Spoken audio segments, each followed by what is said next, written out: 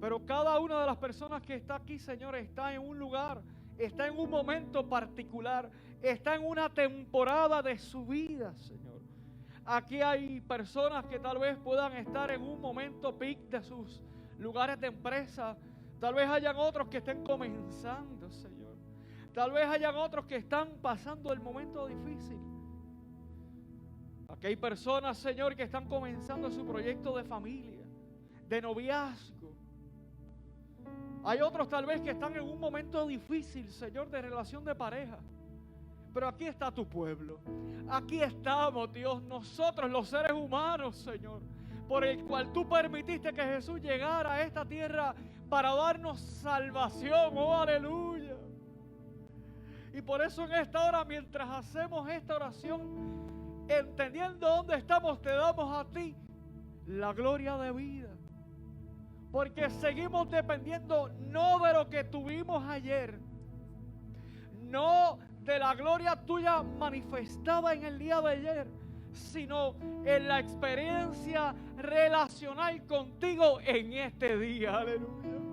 Y en este día, hoy, Señor, voluntariamente te decimos y te afirmamos, Señor, te seguiremos. Te seguiremos a donde tú nos lleves. Sean temporadas frías, sean temporadas cálidas, sean temporadas alegres, Señor. Ahí te seguiremos, aleluya. Porque si tu presencia nos acompaña y está con nosotros. Wow, qué hermoso. Porque Filipenses nos dice, todo lo podemos en aquel que nos fortalece. Nuestro Señor Jesús. Amén. Amén. Gloria al nombre del Señor. Gloria al nombre del Señor, amado. Y qué bueno es poder compartir la palabra del Señor. Hemos estado estudiando la vida de Elías. Y la vida de Elías, usted y yo posiblemente nos podemos comparar con ella. Y el tema específico para esta mañana es hacia una espiritualidad sana y sanadora. Porque vivimos o podemos vivir una espiritualidad sana, es que ella se extiende a que usted y yo podamos compartir una espiritualidad que es sanadora. Sabemos aquel texto que nos dice y nos invita a que un árbol bueno puede dar buenos frutos, pero un árbol malo no va a dar buenos frutos. Y si usted tiene árboles en su casa, en mi casa hay varios árboles que no sembré yo. Y yo doy gloria al Señor por la mano del abuelo de mi esposa, porque sembró muchos árboles de los cuales aquí ya hay algunas personas que han disfrutado. Tal vez no muchos, pero algunos han disfrutado. Y nosotros hemos sido alimentados. Pero hay temporadas donde estos árboles comienzan a deteriorarse, se comienzan a dañar. Hubo un árbol en casa, había un árbol llamado ficus. Este es un árbol que se da hermoso en jardines bien grandes. Si usted va a la Universidad de Puerto Rico, en Administración Central, hay un montón de estos árboles y se quedan con todo, ¿sabes? Y así mismo pasaba en mi casa y se quedaba con todo. Y tuvimos que, lamentablemente, deshacernos de él porque estaba ahogando, estaba asfixiando los demás árboles, los estaba dañando, los árboles frutales, no había manera. El palito de guayaba estaba así todo moribundo, el de aguacate, el de jobo, estaban todos los demás moribundos porque ese árbol estaba dañando. Y aquellos árboles estaban allí, pero su fruto estaba dañado. Estaba el fruto, pero dañado. Y a mí me parece que ustedes y yo como seres humanos tenemos un gran desafío de que nuestra espiritualidad sea una que esté sana. Aleluya. Que esté sana. Jesucristo llegó a nuestra vida. Juan 3, 16 y 17, el texto que todos aquí posiblemente conocemos de memoria, porque de tal manera amó Dios al mundo, que ha dado a su Hijo unigénito para que todo aquel que cree en Él no se pierda, mas tenga vida eterna. Porque no envió Dios a su Hijo al mundo para condenar al mundo, sino para que el mundo sea salvo por él. Gloria al nombre del Señor. Cuando llegó Jesús a tu casa y te salvó, bendito sea el nombre del Señor. Aquí yo sé que hay gente que sabe la fecha, el día, el momento en que le dieron su corazón al Señor Jesús. Yo recuerdo aquel llamado que el pastor Carmelo Terranova hacía y yo sentí ese fuego, ese ardor en mi corazón por pasar y afirmar.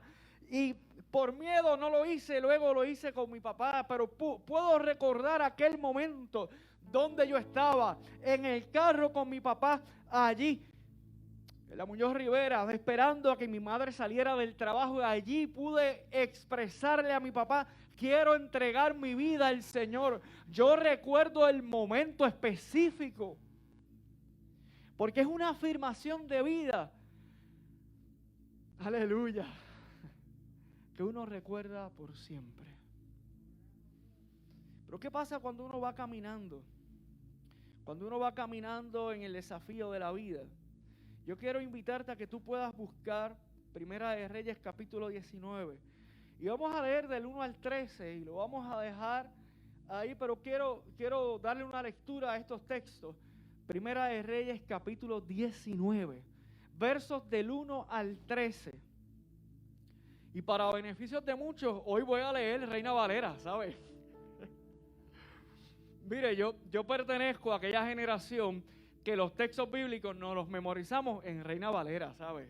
Si usted me pregunta un texto, yo no me lo sé en Dios habla hoy y otras versiones, yo me lo sé en Reina Valera. Por la manera que fue escrito, es más sencillo para la memorización. Dice el texto, dice la palabra del Señor. Acab dio a Jezabel la nueva de todo lo que Elías había hecho y de cómo había matado a espada a todos los profetas. Entonces envió Jezabel a Elías un mensajero diciendo: así me hagan los dioses y aún me añadan, si mañana a estas horas yo no he puesto tu persona como la de uno de ellos. Viendo pues el peligro, se levantó y se fue para salvar su vida. Y vino a Beerseba, ya que está en Judá, y dejó allí a su criado. Y se fue por el desierto un día de camino. Y vino y se sentó debajo de un enebro, y deseando morirse,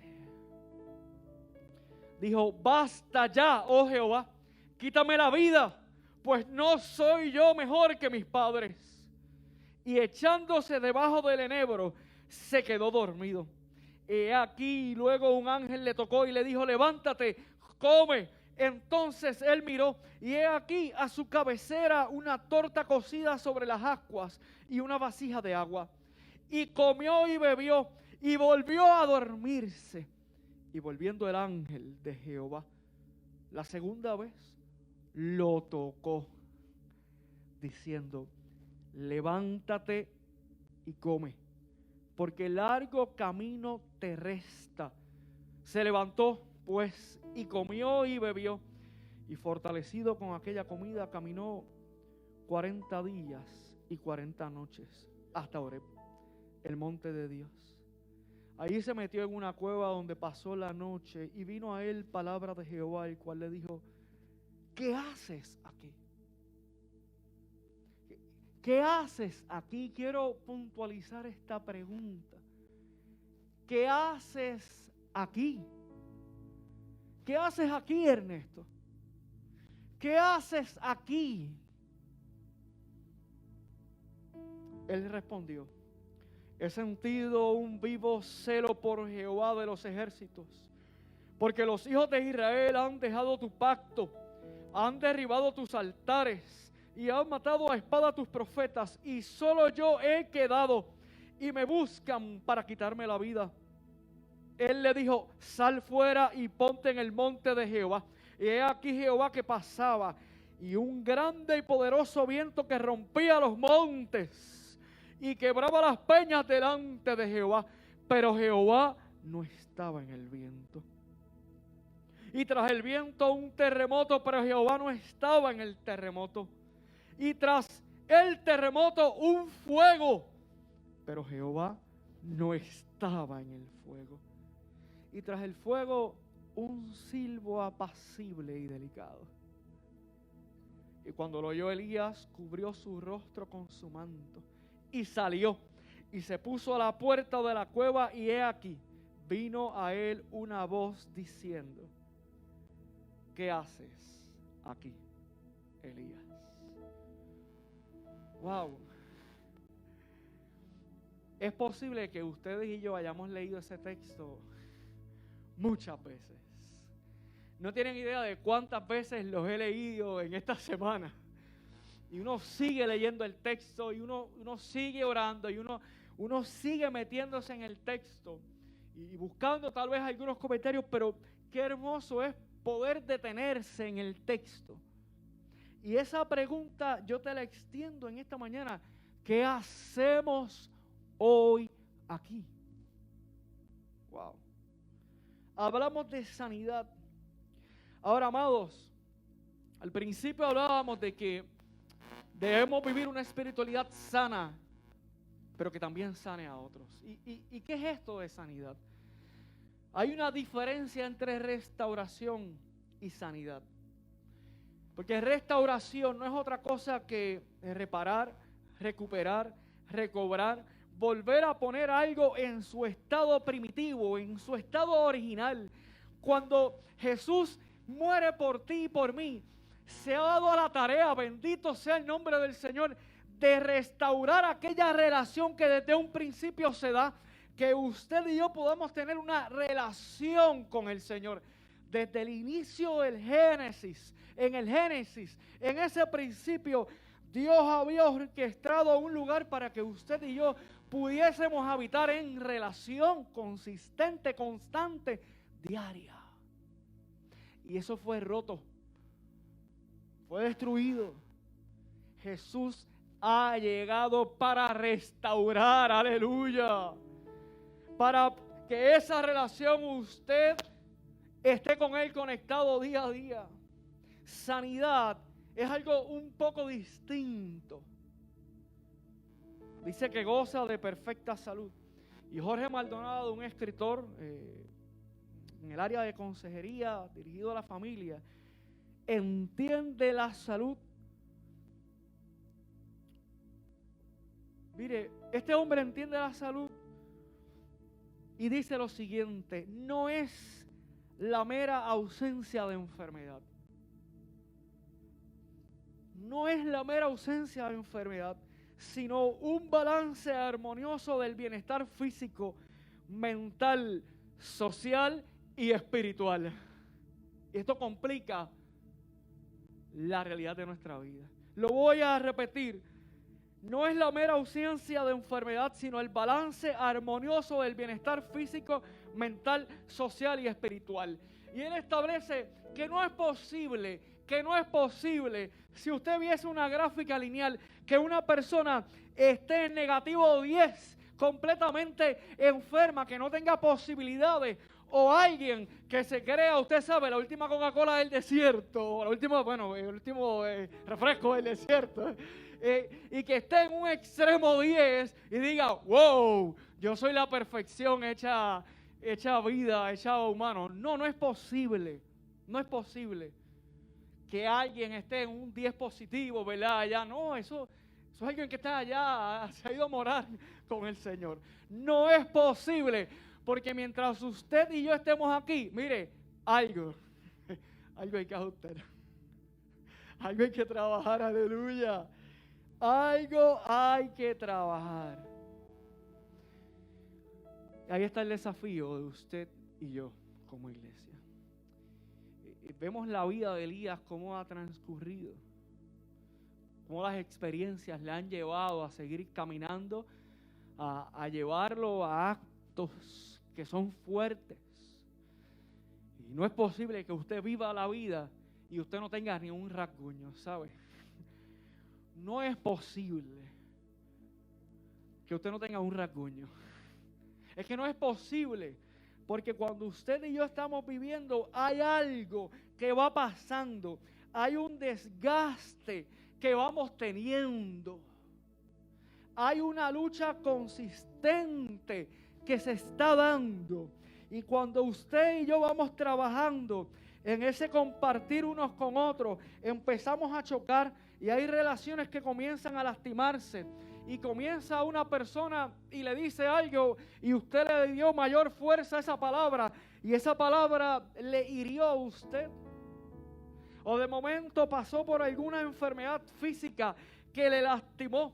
Recuerdo tiempo atrás cuando la enfermedad del Crohn llega y me recetan 14 pastillas, tal vez en algún momento dado lo dije aquí, y cuando yo, pues qué bien, son muchas, pero no fue hasta que las tomé en mi mano,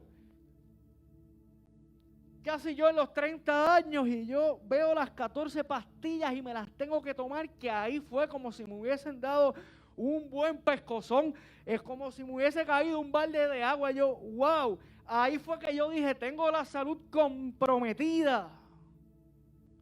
Ahí es que las emociones se jamaquean. Ahí es que el que es fuerte, mire, se va a tambalear. Y usted y yo posiblemente tengamos otros testimonios. Hay un autor que el pastor lo trajo en el retiro con los líderes, Peter Scazzero, este hombre de Estados Unidos, pastor, ese apellido siempre me da un poco de trabajo. Y este autor habla de 4 mandamientos enfermizos. No en la China, aguántese, no en la luna, en el desarrollo de las iglesias. Ahí donde usted y yo estamos. Mire, ninguno puede salir escapado por la puerta, ¿sabe? Alguno de esos 4 nos toca. Y en uno de estos dice lo siguiente, ese pensamiento enfermizo dice, no toques nada mientras se siga haciendo el trabajo. No toques nada mientras se siga haciendo el trabajo. No toques nada en tu lugar de trabajo mientras estés cumpliendo. No toques nada en el ministerio mientras estés cumpliendo. Y lo que él se refiere es que es una voz que se puede convertir en enfermiza, porque es una voz que te dice, no tomes tiempo para trabajar un asunto que está ahí, porque es que no puedes, porque tienes cosas que hacer. Es como cuando tenemos una cita que sabemos que tenemos que ir al dentista, por ejemplo, porque quiero ser concreto para que usted me entienda. Y usted y yo no queremos ir, y de momento, eso que le salía en $300, por usted no detenerse, le salió en 2,000, y no estoy exagerando. Porque es así, de concreto. Y quiero ser concreto para que me puedan comprender en esta mañana. Es así de concreto. Y este autor establece que aún nosotros viviendo nuestra espiritualidad, esta espiritualidad pudiese estar siendo no sana, porque continuamos en el ejemplo que le di. Yo tuve que hacer una inversión, trabajar una persona para que fuera a casa a cortar aquel árbol, tuve que detenerme, se tuvo que hacer, porque estaban enfermando los demás.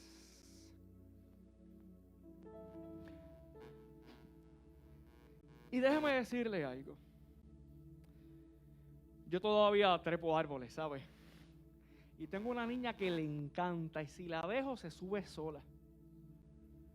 Así que subirse a aquel árbol y coger aquella sombra era algo espectacular. Y es importante porque hay asuntos en la vida que usted y yo queremos ignorar porque nos va a costar y nos va a doler. Nos va a costar y nos va a doler. Pero hay que arrancarlos.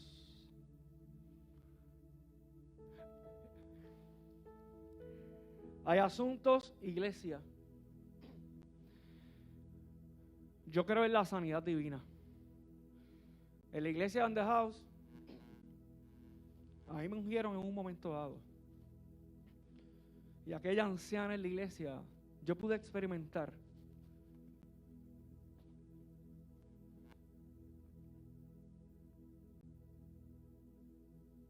amén, gloria a Dios. Yo pude experimentar algo en mí pude experimentar algo en mí. Pero esto tuvo que estar acompañado también de una responsabilidad. Y este autor habla de su testimonio, de cómo pasó tantos años en el ministerio, tantos años sirviendo, orando, trabajando temas del área emocional, y no fue hasta que pudo entender que habían cosas que al pasar del tiempo se continuaron acumulando por no detenerse y trabajarlas. Y afuera todo parecía estar bien, pero en el interior había algo dañado que no estaba siendo sano. Y cuando hay algo que no está sano, cuando usted compra unas frutas y deja una fruta dañada, usted y yo sabemos que va a dañar las demás. No piense, en el nombre del Señor eso no va a ocurrir. Yo creo en el poder divino del Señor, aleluya. Yo creo en que Dios puede dar sanidad, pero es importante entender que hay asuntos en la vida que no se van a ir solo con un momento de oración. El momento de oración muchas veces es para darnos entendimiento. El momento de oración muchas veces el Señor lo usa para mostrarnos lo que está oculto, que salga a la luz y que usted y yo, una vez lo hayamos identificado, trabajemos con esto de manera consistente y clara. Pero en ocasiones seguimos hacia adelante y seguimos encubriendo, tapando. Y estas cosas, cuando menos lo pensamos, explotan. Una segunda que él habla es de vivir y decir una espiritualidad superficial ya es bastante. Y ambas están amarradas. Vivir una espiritualidad superficial ya es suficiente.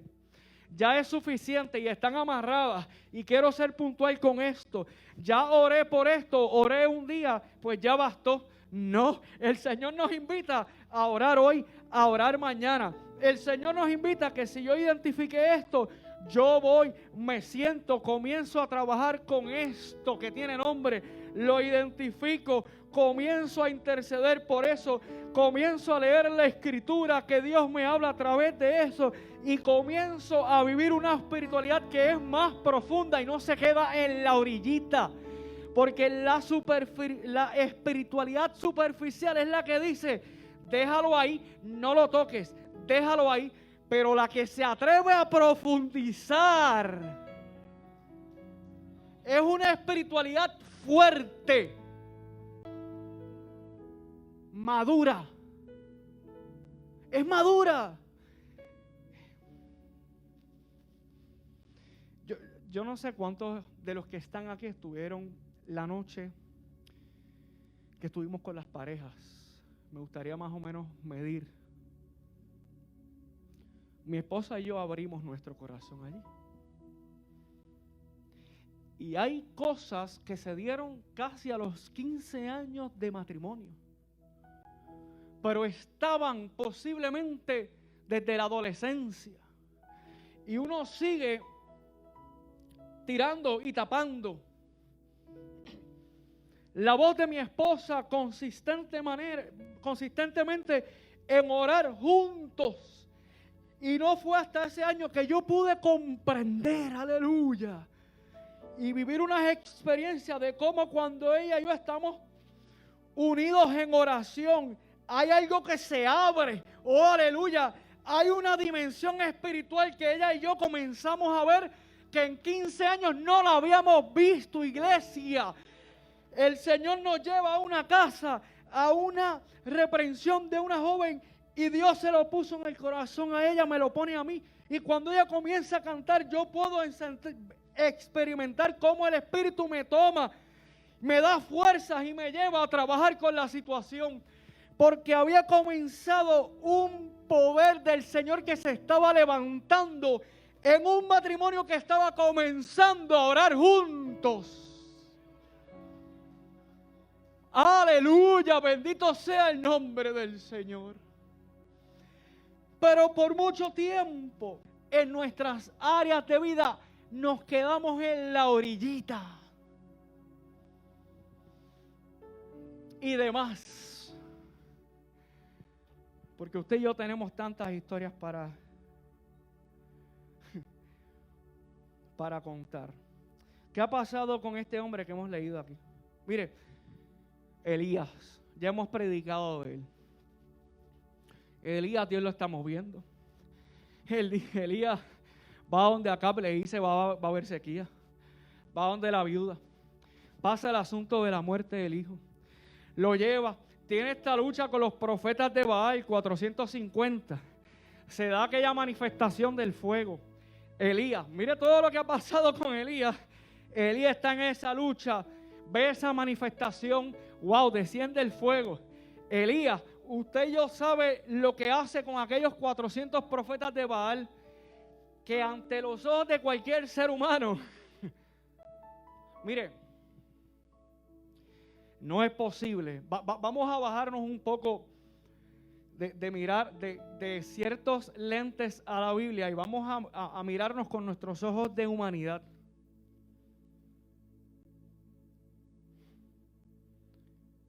Lo que Elías vivió con los 450 no es un asunto sencillo. Dejemos de juzgar a este hombre porque salir de aquella experiencia, cualquiera sale traumatizado. O sea, vamos a mirar la realidad del ser humano. O cómo regresan soldados del ejército en muchas ocasiones. Yo no estoy aquí haciendo juicio de lo que Dios dijo, no lo que Dios no dijo. Yo no estoy haciendo eso. No se vaya por otro lado. Estoy dejando saber cómo la humanidad de este hombre está tocada ante aquel evento. Este hombre sale de aquel evento y le dice a Acab, mira, va a llover. Aleluya. Va a venir lluvia del cielo. Prepárate, ve y come. Elías todavía, después de aquella experiencia, puede tener discernimiento. Mire esto, después de una experiencia como aquella, Elías todavía está conectado. Y yo quiero que usted esté conectado conmigo, iglesia. Elías está conectado y le da dirección al rey. Vete y come, porque va a venir lluvia. El tiempo que estábamos esperando llegó. Va a descender la lluvia. Le dice al criado, mira a lo lejos que viene lluvia.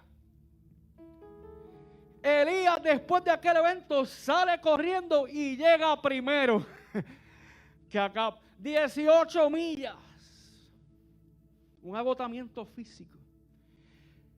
Y llegamos al texto de esta mañana.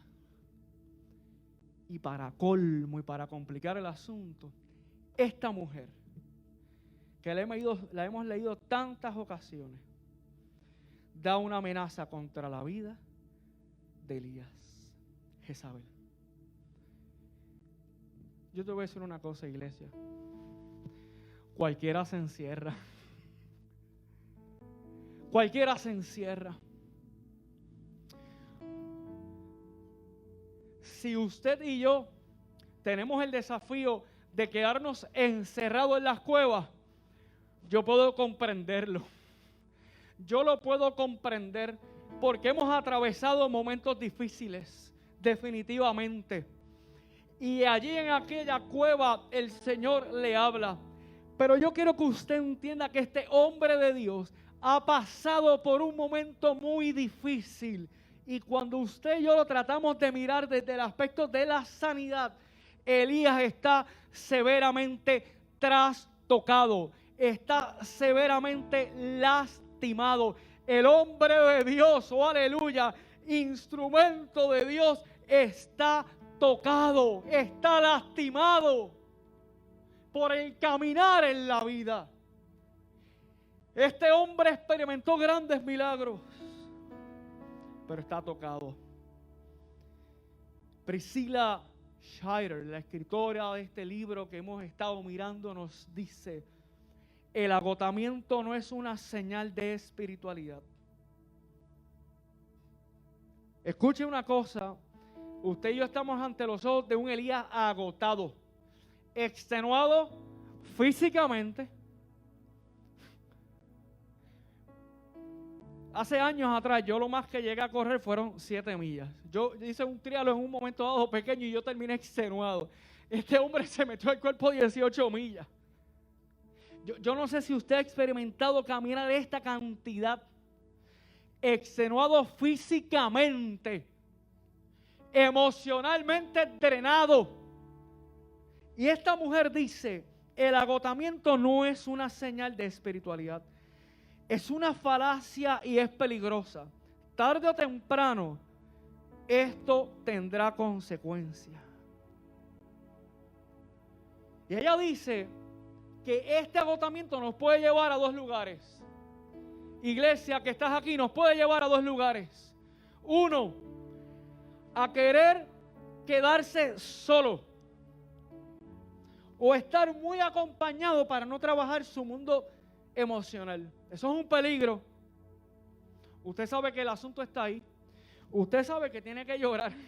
Usted sabe que tiene que trabajar el asunto de su vida, de su relación matrimonial. Pero sigue invitando a gente a su casa para compartir, porque es que no quiere estar solo con su esposa, su esposo. Porque no saben ni tener un diálogo. Pues es mejor estar ocupado. Es mejor estar ocupado en ministerio antes de yo llegar a casa y tener un espacio con mi esposo y mi esposa. Es que no quiero orar con él juntos porque es que voy a mostrar mi vulnerabilidad. El otro peligro es encerrarse. ¿Y sabe qué? Elías hizo los dos. En el verso 3 dice que dejó a su criado y más adelante se encerró en la cueva. Y esta mujer está diciendo, es un peligro ambos caminos. Ambos caminos son peligrosos. Wow, iglesia. Ahí tenemos a Elías. Prepararnos para esta mañana fue un poco complejo porque hay muchos datos. Y yo quiero ir aterrizando en esta mañana. Del verso 6 al 8, el cuidado de Dios es tan hermoso. Porque Elías está, mire, yo quiero ser un poco gráfico. Mire, Elías está tirado.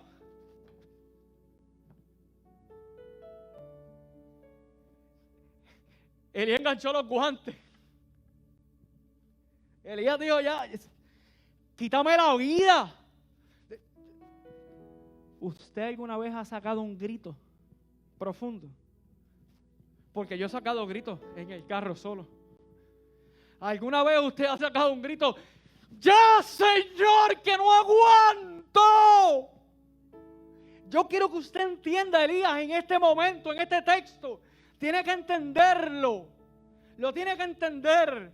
Porque si no es complicado predicar. Es necesario entender dónde está este hombre. Quítame la vida, me cansé. Algunos profesionales dicen que la gente que llega al acto del suicidio no lo hacen queriendo hacerse daño. Es que quieren acabar con el problema. Porque no encuentran otra salida y están ya tan metidos en una profundidad emocional que su juicio se ha nublado. Se ha perdido todo juicio de esperanza. Se ha perdido todas ganas de echar para adelante y levantarse y seguir luchando. Pero el Dios que me salvó a mí llega nuevamente. Elías, ¿qué haces? Y le da comida, aleluya, lo alimenta nuevamente. Come. Y no tan solo que le da comida en estos versos, sino que la comida fue una fuerza que le dio para caminar por 40 días. La comida del Señor le dio para caminar todo el tiempo necesario. El tiempo apropiado. Cuando usted y yo expresamos en honestidad, Señor, ya no puedo más. Una y otra vez, aleluya. una y otra vez. Yo he podido experimentar cómo desciende maná del cielo, aleluya. Yo lo he podido experimentar una y otra vez, cómo de momento el Señor llega para darme nuevas fuerzas. Ese es Dios. Por eso usted y yo le servimos a un Dios real. Es real. No nos va a dejar. No te va a dejar, no me va a dejar, aleluya. Él te sostiene, te alimenta, te lleva la comida, se la puso allí para poder continuar el camino, para poder levantarse y continuar en el camino de la vida. Lo interesante es que Dios le da unas instrucciones. Ve allí, ve, sigue caminando, llega a un lugar específico. Pero al llegar al lugar, a ese monte, Horeb, el monte Sinaí, donde Dios había revelado. Este es un monte donde, si usted vieron las películas aquellas de los 10 mandamientos cuando éramos chiquitos, veíamos con aquella tecnología, ¿verdad? Que en el monte había la nube y toda esa cosa, ¿verdad? Había presencia de Dios allí. Y bajaba este hombre, Moisés, así con el pelo blanco. Toda esa experiencia que muchos vimos. Este es el monte Sinaí, donde se da la palabra del Señor, donde se dan estos 10 mandamientos. Este monte, tiene historia. Este lugar tiene historias, aleluya. Este lugar tiene historias. No lo lleva a cualquier lugar. Pero se mete en la cueva. Y en el verso 9, la pregunta otra vez. ¿Qué haces allí? ¿Qué haces allí? ¿Qué haces allí encerrado? Al llegar entró en una cueva y allí pasó la noche. Pero el Señor se dirigió a él y le dijo: ¿qué haces aquí, Elías? ¿Qué haces encerrado otra vez? Elías, ¿qué haces aquí? Elías, ¿qué haces aquí? Y esta pregunta más adelante se la vuelve a hacer en el verso 13. Nuevamente, ¿verdad? Se la hace en el verso 13. ¿Qué haces aquí? Y aquí se comienza a ver, wow, un desafío tan importante. Él respondió: he sentido mucho celo por ti, Señor Dios Todopoderoso. Dios habla hoy. Porque los israelitas han abandonado tu alianza y derrumbado tus altares. Y a filo de espada han matado a tus profetas. Solo yo he quedado y me están buscando para quitarme la vida. Mire, esto es honestidad, en gran parte. ¿Qué haces aquí, encerrado? Señor, lo di todo por mi relación. Me fallaron. Señor, lo di todo por el ministerio, pero hubo gente que me traicionó. Señor, eché todo para mi negocio, pero llegó la pandemia y se me cayó el negocio. Y por ahí para abajo, wow, este hombre es el hombre que abandonó los sueños. Y no los abandona así porque sí, vamos a dejar de hacer juicio. Los abandona porque la vida le dio duro, le golpeó. La cueva, este hombre está metido, es que han matado a los profetas y hasta a mí me persiguen para quitarme la vida. Y el miedo, el terror comienza a generar unas paredes que comienzan a dejarnos de ver esperanza, porque aquel Dios que desciende en el fuego es el Dios que le va a proteger la vida. Aquel Dios que le dio comida en la casa de la viuda es el Dios que le puede levantar, pero su mundo emocional está tan erosionado que ha dejado de ver que aquel Dios que le ha cuidado le va a proteger la vida también. Bendito sea su nombre. Pero esa es la realidad cuando dejamos que nuestros entornos se levanten y crean muros. Y cuando miramos, estamos encerrados. Señor, de aquí no puedo salir. Y los muros son reales. Pero usted y yo hemos experimentado que Dios nos puede sacar de ahí. Que Dios puede derribar los muros. que Dios puede hacerlo otra vez. Y aquí comienza esta experiencia. ¡Wow! Verso 11, y el Señor le dijo, sal fuera y queda de pie ante mí sobre la montaña. En aquel momento, pero pasó el Señor, y un viento fuerte y poderoso desgajó la montaña y partió las rocas ante el Señor. Pero el Señor no estaba en el viento. Después del viento hubo un terremoto, pero el Señor tampoco estaba en el terremoto. Y tras el terremoto hubo un fuego, pero el Señor no estaba en el fuego. Pero después del fuego se oyó un sonido suave y delicado. Reina Valera, silbido, apacible y delicado. Yo lo voy a invitar a Amelia a que usted se ajuste ahí en su silla.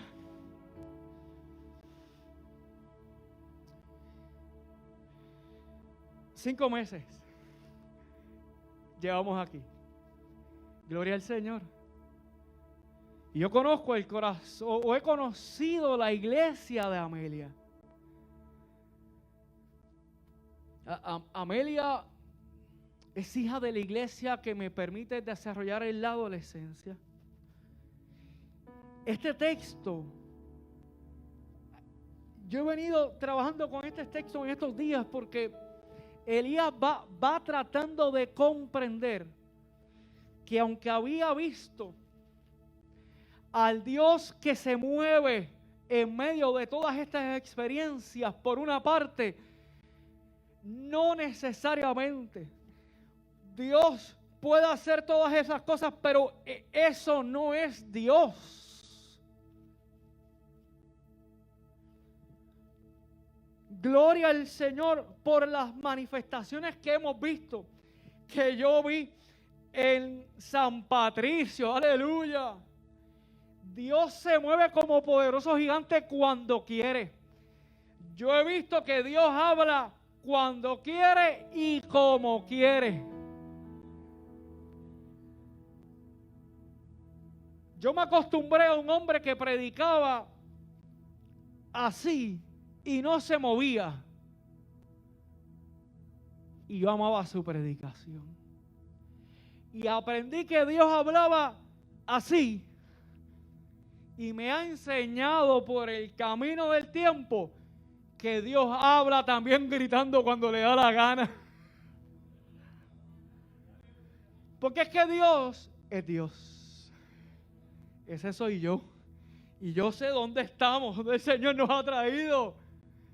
Gloria al Señor. Algunos comentaristas están indicando y nos traen a la memoria, es importante decirlo. Para el tiempo de Elías, Baal era el dios de todos estos sistemas atmosféricos. Por tanto, el texto que estamos leyendo nos está queriendo decir algo profundo para mí y para Elías. Un pensamiento acerca de Dios. Mire, este texto no es otra cosa que enderezando teología. Dios obró con Moisés de tal manera, los salmos, Dios estaba en el terremoto y ahora está diciendo, no está ahí. Pero el autor sabe que está diciendo, sí, es que aquellos baales a los cuales tú te enfrentaste, el pensamiento era que ese era el Dios de todos esos acontecimientos. Pero el Dios que tú le sirves, mira, también habla en la voz. En ese silbido apacible. ¿Qué es lo que pasa cuando nosotros pensamos que Dios solo habla de una sola manera? Que lo dejamos de escuchar cuando Él quiere utilizar otra manera. En el 2010 fuimos a comprar un vehículo, una guagua Toyota. No fue aquella que le conté que fue un limón, no, para esta oramos, ¿verdad? Para esta oramos, hicimos el presupuesto, todo, fine, cuadrado. Cuando vamos a verla era una guagua que estaba chocada y la habían arreglado. Y aquel vendedor trató de timarnos y hacernos trampa. Y bueno, yo me levanté molesto porque decía, wow, es que la gente, qué tramposa es la gente. Estaba arreglada y mal arreglada, nos fuimos, eso fue en Hormiguero. Y del coraje que teníamos nos metimos en un dealer Toyota de carro nuevo ya. Y de allí salimos con una guagua nueva y yo, ok, y yo salí de allí. Mire, ya yo le he dicho que yo con los números, ¿verdad? Pues yo asustado. Señor, esto es más de lo que nosotros pensábamos pagar. Yo sabía que lo podíamos pagar, pero era más de lo que yo había calculado. Nos vamos a comer, mi esposa se fue con mi suegra. Yo me siento a comer y mientras estoy pidiendo la comida, está la comida, pero estoy pensando en qué iglesia, en el pago. O sea, yo llegué en ella, pero yo estoy pensando, yo soy contrato y si me votan, ¿qué va a pasar? Yo hice una película, una película de terror, tú sabes. Y de momento allí, en la mesa, estoy así sentado. Y de momento llega una esperanza. ¿Usted sabe lo que es una esperanza? Color verde. Y si usted le pone el dedo, la va a morder. Y se para ahí. No se preocupe, yo no la escuché hablando. Estamos bien, ¿verdad? No me dijo buen provecho. No, tranquilo, no te preocupes. No emitió palabra, pues seguro que no. Tranquilo, amado. Pero esa esperanza se paró al lado. Y todo el que la ve sabe que se llama esperanza. Obviamente no emitió palabra.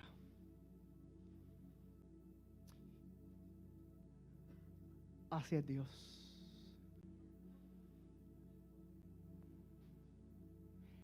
En esta experiencia,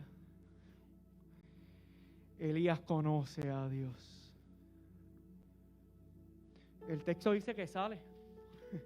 En el verso 13 dice, al escucharlo, Elías se cubrió la cara con su capa y salió y se quedó en la entrada de la cueva.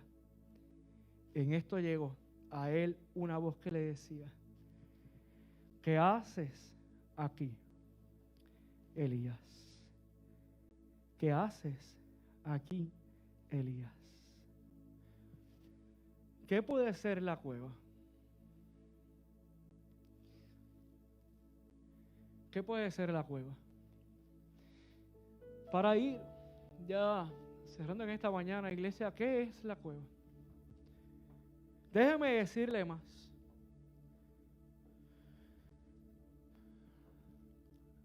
Los ruidos grandes los escuchamos. Los temblores grandes los escuchamos. El problema es sintonizar nuestro oído a la voz de Dios cuando te está diciendo algo y tú no lo acabas de ver. Cuando de manera sublime tu esposo te está diciendo, ten cuidado con esto. Y lleva un año, ten cuidado con esto. El médico te está diciendo, eres diabético, deja esto. Porque eso también contamina el cuerpo y eres templo del Espíritu. Y de manera casi imperceptible está ahí. Y no le hacemos caso hasta que explota. Pero la voz de Dios estuvo siempre ahí, diciéndote, ora, abraza. Tienes que perdonar para ser libre y sanar. Y tú lo sigues dejando. Tienes que sacar una cita con tu profesional para ir y hablar aquello, sí, sobre la sexualidad que no quieres hablarlo. Es que la pornografía me está consumiendo y yo no quiero hablar de eso porque es bochornoso y eso está escondidito, suavecito, no grita, pero está ahí.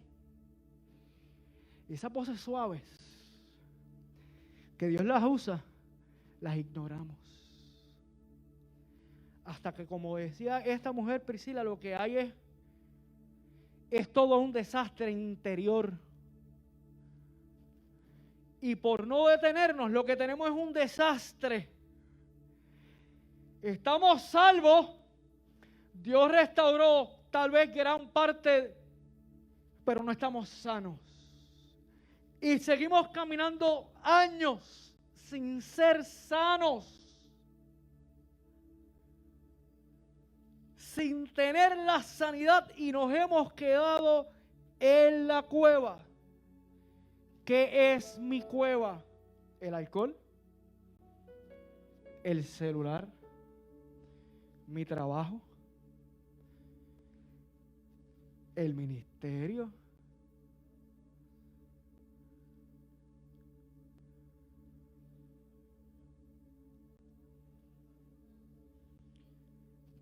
Yo creo que esta mañana es mañana de identificar nuestras cuevas. Dios habla, en algún momento dado habló por truenos. En este texto está hablando de manera, mire, un sonido, silbido apacible, que sigue diciendo: ¿qué haces aquí, Elías? Yo no te mandé a que te encerraras en la cueva. Yo no te mandé a que tiraras polvo a esos asuntos no trabajados. Sal de ahí. No te quedes encerrado. La salvación de Jesucristo también puede traer sanidad a tu vida. Y voy a decir una cosa, que es lo que yo anhelo. Una iglesia con una espiritualidad fervorosa, fuerte y al mismo tiempo sana. Porque si está enferma, va a enfermar y necesita ser sanada. Lo bueno es que ahí estamos todos. Yo levanto mis manos también, aleluya. Todos necesitamos de la misericordia y el perdón del Señor, aleluya. Todos necesitamos conocer al Dios que habla de manera fuerte y de manera suave, aleluya. De la manera que Él se le antoje. Pero si no estoy sintonizado cuando habla, no le voy a escuchar, le voy a ignorar, y eso que está dentro de mí crece como un poderoso gigante y será el dueño de mi vida, y ninguno puede servir a dos señores. O servimos al Señor que nos libertó en la cruz del Calvario, aleluya, o servimos al Dios egoísta, Baal, que nos encarcela, que nos mete en la cueva y nos aprisiona. O en el Dios que me da la vida, que me da alimento y que me hace libre. Cierra ahí tus ojos, y mientras entonamos esta alabanza voy a orar, y si alguno o alguna en esta mañana desea la oración, invitamos al cuerpo de ancianos, como ya está establecido, puedan ir tomando sus lugares. Señor, en esta hora podemos afirmar una vez más que si tú lo hiciste con uno de estos hombres, aleluya, y que el texto me enseña que hubo agotamiento, el camino fue duro, Señor. Ver el pasado, ver cómo los altares los habían derribado, cómo habían destruido a los profetas. Había, Señor, angustia en su corazón, y todo se complicó. El cansancio físico, el agotamiento mental y emocional. Pero qué bueno que tú, oh Jehová, te le mostraste a Elías, aleluya, y allí en la cueva le dijiste: sal de la cueva, mi siervo, sal, No te quedes encerrado en la cueva. Ven, sal de ahí.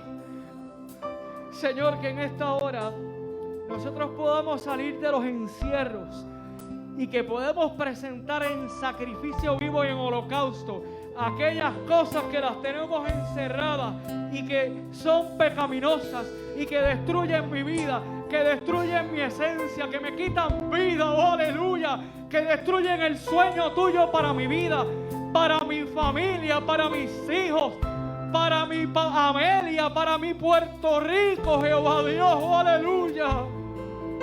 Y que seamos una iglesia de una espiritualidad fervorosa, una espiritualidad fuerte y a la misma vez sana. Que el que llega aquí lo abraza y comparte sanidad. Y te pedimos perdón por aquellas cosas que no acabamos de dejar y ponértelas y entregártelas.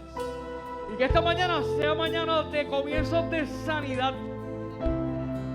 Y que yo no calle aquella voz tuya que sigue diciendo: hijo mío, trabaja con esto, sé fuerte, yo te voy a dar las fuerzas. En el nombre del Señor Jesús oramos. Amén, amén, amén, amén, amén y amén. Aleluya.